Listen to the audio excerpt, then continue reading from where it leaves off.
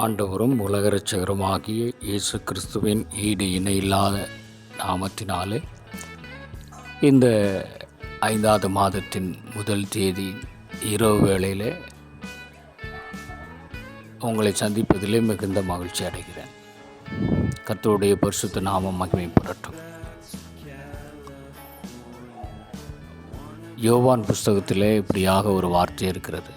குமாரன் விடுதலையாக்கினான், மெய்யாகவே விடுதலையாவீர்கள் என்று சொல்லி. கடந்த 4 மாதங்களும் உங்கள் வாழ்க்கையில் எந்தெந்த காரியங்களில் விடுதலை பெற முடியாமல் நீங்கள் தவித்து கொண்டு இருந்தீங்களோ அந்த காரியத்திலே பிறந்திருக்கிற இந்த 5வது மாதம் நிச்சயமாக கர்த்தர் பரிபூர்ண விடுதலை தருவார். விடுதலையை பெற்றுக்கொள்ளணும்னா நீங்கள் கர்த்தரிடத்தில் அசைக்க முடியாத நம்பிக்கை உள்ளவர்களாக இருக்கணும். எதனால் இப்படிப்பட்ட அடிமைத்தனம் என்பதை நீங்கள் கண்டுபிடிச்சி அந்த அடிமைத்தனத்திலிருந்து விடுதலை பெறக்கூடிய வழியை நீங்கள் கடைப்பிடிச்சிங்கன்னா கண்டிப்பாக உங்களுக்கு இந்த 5ஆம் மாதம் விடுதலையின் மாதமாக இருக்கும். ஒருவேளை பிசாசின் அடிமைத்தனத்தில் நீங்கள் கட்டப்பட்டிருக்கலாம், அதிலிருந்து விடுதலை பெற முடியாமல் இருக்கலாம். வசனம் சொல்லுது, குமாரன் விடுதலையாக்கினால் மெய்யாகவே விடுதலையாவீர்கள் என்று சொல்லி. குமாரனாகிய இயேசு கிறிஸ்துவை நீங்கள் முழு மனதோடு விசுவாசித்து அவரை நம்பி அவர் சமூகத்தில் அவரை தேடும் பொழுது நிச்சயமாய் பிசாசின் பிடியிலிருந்து கர்த்தர் உங்களை விடுதலையாக்குவார். ஏனென்று சொன்னால் பிசாசின் கிரிகளை அழிக்கும்படியாக தேவகுமாரன் வெளிப்பட்டார் என்று வேதம் சொல்லுகிறது.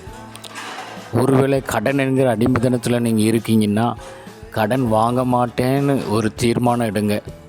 வாங்கின கடனுக்காக ஆண்டவரை என்னை மன்னிங்கன்னு கேளுங்க. நிச்சயமாக கடன் என்கிற அடிமைத்தனத்திலிருந்து ஆண்டவர் இயேசு உங்களுக்கு விடுதலை தருவார். இப்படி பாவ பழக்க வழக்கங்களை நீங்கள் அடிமைப்பட்டு இருக்கீங்களா? ஏதோ விளையாட்டாக ஆரம்பித்த காரியம் இன்றைக்கி அது என்னை அடிமைப்படுத்தி வச்சுருக்கு. என்னால் வெத்தலை பார்க்க விட முடியல, பிடி சிகரெட்டை விட முடியல, இன்னும் சில செல்ஃபோனில் நேரம் செலவிடுறது என்னால் விட முடியல. இப்படி பல காரியங்களை நீங்கள் அடிமைப்பட்டிருக்கீங்களா? ஆண்டவராகிய இயேசு கிறிஸ்துவை விசுவாசியுங்கள், சத்தியத்தை அறிந்து கொள்ளுங்கள். அதை அறிய அறிய உங்களுக்கு விடுதலை உண்டாகும். சத்தியம் உங்களை விடுதலையாக்கும். கர்த்தர் தாமே இந்த வார்த்தையின் மூலம் உங்களை ஆசீர்வதிப்பாராக. நிச்சயமாகவே உங்கள் வாழ்க்கையில் இந்த 5வது மாதம் குமாரன் பூரணமான விடுதலையை தருவார்.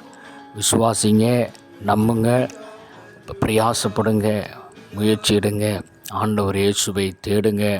கண்டிப்பாக இந்த மாதம் முழுவதும் தவறாமல் அவரை தேடுங்க, அவர் பாதத்தை நாடுங்க. பூரணமான விடுதலை பெற்று சமாதானத்துடன் வாழுங்கள். கர்த்தர் உங்களை ஆசீர்வதிப்பார். ஆமென்.